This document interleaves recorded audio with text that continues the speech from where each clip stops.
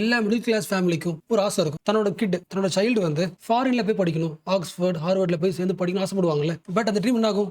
ட்ரீம்லயே முடிஞ்சு போயிடும்ல. That is not reality. எல்லாராலையும் அங்க போய் படிக்க முடியாது. என்ன ரீசன்? காஸ்ட் ரொம்ப அதிகம் இல்ல. க்ரோர்ஸ்ல இருக்கும். பட் இப்போ ஒரு ஆப்ஷன் வந்துருச்சு. இந்த நிலைமை மாறப்போகுது. எல்லா மிடில் கிளாஸ் ஃபேமிலியாலையும் ஆக்ஸ்ஃபோர்ட்ல படிக்க முடியும், ஹார்வர்ட்லயும் படிக்க முடியும். எப்படி? நம்ம ministry of education, education ministry letter of intent, ரொம்ப சிம்பிளா சொல்லலாம், அக்ரிமெண்ட் மாதிரி எல்லா ஃபாரின் யூனிவர்சிட்டிஸும் டாப் யூனிவர்சிட்டிஸும் இந்தியாவில் உங்களோட பிசிக்கல் யூனிவர்சிட்டியை உருவாக்குங்க. அதாவது இந்தியாவில் உங்க கேம்பஸை போடுங்க. ஸோ இதுக்கப்புறம் ஃபியூச்சர்ல நம்ம இந்தியாவோட எல்லா சிட்டிஸ்லையும், பெங்களூர், சென்னை, எல்லா சிட்டிஸ்லையும் ஃபாரின் யூனிவர்சிட்டியை பார்க்க முடியும். அங்கே ஜாயின் பண்ணி படிக்க முடியும். ஸோ என்னோட பாயிண்ட் ஆஃப் வியூல இந்தியாவோட எஜுகேஷன் ஸ்டோரியில் இது ஒரு பயங்கரமான ஷிஃப்ட். உங்களுக்கு யோசிக்க முடியுதுல. இந்தியாவில் எல்லா இண்டஸ்ட்ரி கடை போடுறாங்க. KFC இருக்கு, கார் கம்பெனி இருக்கு. இந்த எல்லா ஃபாரின் பிராண்டும் இந்தியாவுக்கு ஏன் வருது? இந்தியாவோட ஹியூமன் ரிசோர்ஸ், இந்தியாவோட லேபர் ஃபோர்ஸ்.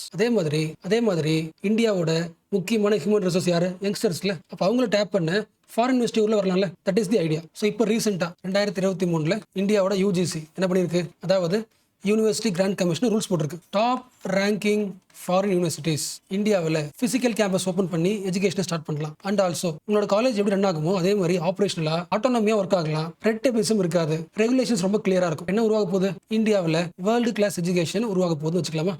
இந்தியாவில் IIT இருக்கும் போதே இவ்வளவு யங் மைண்ட்ஸ்னா, இவ்வளவு ஷார்ப் மைண்ட்ஸ் உருவாகுதுன்னா, குளோபல் டாப் ரேங்கிங் இருக்கிற காலேஜ் இந்தியாவில் வந்துச்சுன்னா இந்தியாவோட எஜுகேஷன் செக்டர் என்ன ஆகும்? காம்படிட்டிவா மாறும்ல. அந்த காலேஜோட ஸ்டாண்டர்ட் என்ன பண்ணுவோம்? எல்லாரும் யூட்டிலைஸ் பண்ணுவோம்ல. அப்போ ஒரு இந்தியன் யங்ஸ்டருக்கு என்ன இருக்கு? நிறைய சாய்ஸ் இருக்குல்ல. எந்த காலேஜ் ஜாயின் பண்ணலான்னு இருக்கும். ஃபாரின் யூனிவர்சிட்டி படிக்க முடியும் வித் சீப் ஃபீஸ்ல, கம்மி காசுல படிக்க முடியும். அதாவது ஃபாரின் காசை கம்பேர் பண்ணும்போது இங்க கம்மி தான் இருக்கும். அண்ட் மேபி சில பேர் யோசிக்கலாம், ஓகே இந்தியாவில் ஃபாரின் கேம்பஸ் வரப்போகுது, அதெல்லாம் ஓகே. இந்த காலகட்டத்தில் ஏன் வருது? Why is happening in this moment? ரொம்ப சிம்பிள். ஃபார் எக்ஸாம்பிள் USA வச்சுக்கலாம். USAவோட முக்கியமான காலேஜ் பேர் சொல்லுங்க பார்க்கலாம். ஹார்வர்ட். USAல காஸ்ட் எப்படி இருக்கும்? அதிகமா இருக்கும்ல. அதாவது எல்லா டாப் கண்ட்ரீஸ்லயும், வெஸ்டர்ன் கண்ட்ரீஸ்லயும் இன்க்ளூடிங் USAல எஜுகேஷன் பிரைஸ் இண்டெக்ஸ் இருக்குல்ல, அதிகமாயிடுச்சு. ஒரு காலேஜ் ரன் பண்றது ரொம்ப கஷ்டம். அப்ப அந்த காலேஜை நம்ம இம்ப்ரூவ் பண்றதுக்கு, கொஞ்சம் ஸ்டெபிலிட்டி வச்சுக்கிறதுக்கு பிரான்ச் போட்டு தான் ஆகணும். USAல இருக்கிற ஸ்டூடெண்ட்ஸ் மட்டும் நம்ப முடியாது. அப்போ வைட் ரிசோர்ஸ் எங்க இருக்கு? நிறைய அட்மிஷன் எங்க கிடைக்கலாம்? இந்தியால கிடைக்கும். அப்ப இந்தியாவில் பிரான்ச் ஆரம்பிக்கிறது வழியாக அட்மிஷன் ஆகும், நிறைய அட்மிஷன் வரும். அந்த யூனிவர்சிட்டிக்கு அதிகமான காசு கிடைக்கும், ஃபீஸ் நிறைய கிடைக்கும். பேசிக்க முடியல. இது ஒரு ஆங்கிள். அண்ட் இன்னொரு ஆங்கிள் என்னன்னா, USA UKல டெமோகிராஃபிக் டிவிடெண்ட், யங்ஸ்டர்ஸ் கம்மி ஆயிட்டாங்க. வழக்கமா என்ரோல் ஆகிற ஒரு ரேஷியோ இருக்குல்ல, அந்த அளவுக்கு கிடையாது. இப்போ இருக்கிற ட்ரெண்ட்ல நிறைய பேர் வயசானதா இருக்காங்க. அப்ப காலேஜ் என்ன பண்ணி ஆகணும்? மேனேஜ் பண்ணி ஆகணும். அட்மிஷன் கம்மியா இருக்கு. அதுக்கு ஈக்குவலா இந்தியாவில் எப்படி இருக்காங்க? யங்ஸ்டர்ஸ் அதிகமா இருக்காங்க. இது சொல்லி பார்க்கலாம். எந்த கண்ட்ரில யூத் பாப்புலேஷன் அதிகம்? ஃபர்ஸ்ட் இந்தியா, ரெண்டாவது சைனா, நைஜீரியா, இந்தோனேஷியா, பாகிஸ்தான். இந்த 5 கண்ட்ரி வச்சுக்கிட்டா, டாப் லிஸ்ட்ல வச்சுக்கிட்டா எது ஃபேவரபிள் நேஷன் ஒரு யூனிவர்சிட்டிக்கு? இந்தியா தானே. அதனால இந்தியாவுக்கு வராங்க. இந்தியாவோட யூத் மைண்ட்ஸை சொல்லிக் கொடுக்குற வழியாக அவங்களுக்கு ஃபீஸ் கிடைக்கும்ல, ஸ்டெபிலிட்டி ஆகுறாங்க. இப்போ அவங்களுக்குமே ஒரு பர்பஸ் இருக்கு. அப்போ ஃபாரின் யூனிவர்சிட்டி அவங்க ஊர்ல rising cost plus demographic decline ஆயிட்டது. யங்ஸ்டர்ஸ் பாப்புலேஷன் டிக்ளைனா இருக்கு. இந்த 2 காரணங்களால மற்ற கண்ட்ரீஸ்ல கேம்பஸ் வைக்க ட்ரை பண்றாங்க. அதுல இந்தியா யூஸ் பண்ணிக்குது. அப்போ இந்த என்விரான்மெண்ட் யாருக்கு ஒரு பிக் வின்? ஸ்டூடெண்ட்ஸ் பிளஸ் பேரண்ட்ஸா. என்ன ரீசன்? நம்ம ஊர்ல we can get global education plus economic relief that is linked with emotional relief. அதிகமான காசு தரணும்னா பேரண்ட்ஸ் கஷ்டப்படுவாங்க.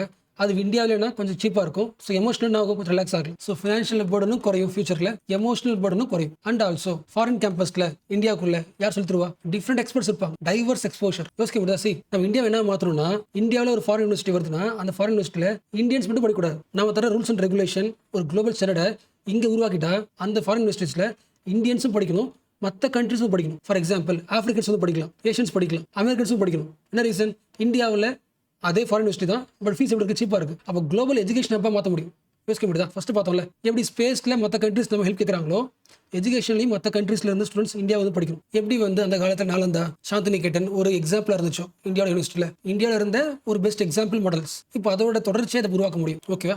பட் இன்னும் முக்கியமானது, இப்போ இருக்கிற கல்வி வந்து ஃபாரின் யூனிவர்சிட்டி வந்துச்சுன்னா வழக்கமான மெத்தட் இருக்காது. அதாவது கரிக்குலம் எப்படி இருக்குன்னா மல்டிபிளா இருக்கும். மல்டி டிசிப்ளின் சொல்லுவாங்களே, அதாவது economics plus ethics, engineering plus design plus business, multi disciplinary கரிக்குலத்தை உருவாக்க முடியும். அப்போ டிஃப்ரெண்ட் கோர்சஸ் வரும். அப்போ இண்டிவிஜுவல் என்ன பண்ணலாம்? ஒரே கோர்ஸ்ல நிறைய ஸ்கில்ஸ் கற்றுக்க முடியும். அப்படி பண்ண முடியும். பிளஸ் அதாவது டிஃப்ரெண்ட் கரிக்குலம் படிக்க முடியும், டிஃப்ரெண்ட் ஸ்கில்ஸ் கற்றுக்க முடியும். அட் தி சேம் டைம் எந்த மெத்தட்ல? ஹைபிரிட் மாடல் தானே. பிசிக்கல் கிளாஸ் ரூம் இருக்கும் பிளஸ் ஆன்லைன் கிளாஸ் ரூம் இருக்கும். 2 இன்ஃப்ராஸ்ட்ரக்சரையும் இந்தியா ஸ்ட்ராங் பண்ணும். அப்போ இதெல்லாம் பண்ணணும்னா ஃபர்ஸ்ட் என்ன தேவை? இந்தியாவோட எஜுகேஷன் ரிசர்ச்சுக்கு ஃபண்ட் தேவையில்ல. அதுக்கு ஆல்ரெடி என்ன இருக்கு?